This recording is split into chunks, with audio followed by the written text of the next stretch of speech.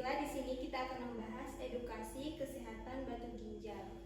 Baik, pertama-tama saya akan membagikan poster terlebih dahulu.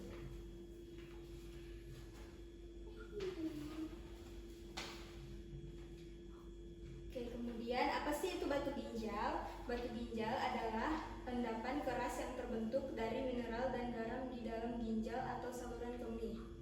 Kemudian dampaknya dapat menghambat aliran urin, menimbulkan nyeri hebat, menyebabkan infeksi, dan menurunkan fungsi ginjal bila tidak ditangani. Kemudian penyebab batu ginjal ada beberapa, antara lain kurangnya minum air putih, sering menahan buang air kecil, konsumsi garam, protein hewani, dan makanan tinggi oksalat berlebihan. Kemudian obesitas juga menjadi penyebab batu ginjal, dan kurangnya aktivitas fisik bisa juga dari riwayat keluarga dan gangguan metabolisme tertentu. Kemudian tanda dan gejala batu ginjal. Gejala yang sering muncul nyeri hebat di pinggang hingga selangkangan. Kemudian nyeri saat buang air kecil dan mual dan muntah. Sering buang air kecil dengan jumlah sedikit dan demam bila disertai infeksi. Kemudian ada juga penata laksanaan dan pencegahan batu ginjal.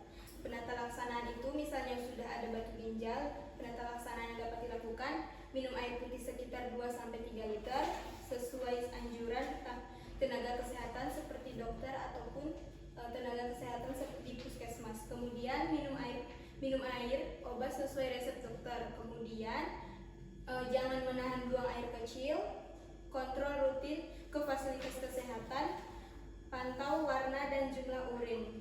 Kemudian pencegahannya yaitu kurangi konsumsi garam, makanan dan olahan dan minuman bersoda. Kemudian konsumsi makanan bergizi seimbang, perbanyak buah-buahan dan sayuran. Kemudian kapan sih harus ke dokter? Harus ke dokter itu jikalau nyeri pinggang yang sangat hebat, kemudian tidak dapat buang air kecil, demam tinggi atau menggigil, jumlah atau mual dan muntah terus-menerus, urin bercampur darah dalam jumlah yang banyak. Kemudian peran keluarga. Di sini peran keluarga untuk pasien yang mengalami batu ginjal. Yang pertama, dapat mengingatkan minum obat, seperti membantu pasien mengonsumsi obat sesuai dosis dan jadwal yang diberikan dokter. Kemudian yang kedua ada memastikan kebutuhan dan cairan terpenuhi, seperti mengingatkan pasien untuk minum air putih, kemudian yang cukup setiap hari agar pembentukan batu baru dapat dicegah. Kemudian yang ketiga ada menyediakan makanan sesuai anjuran. Yang keempat, memberikan dukungan emosional seperti memberikan semangat, perhatian, dan motivasi agar pasien tetap menjalani pengobatan dan pola hidup sehat. Kemudian yang kelima, mengantar kontrol rutin ke fasilitas kesehatan seperti membantu pasien datang sesuai jadwal kontrol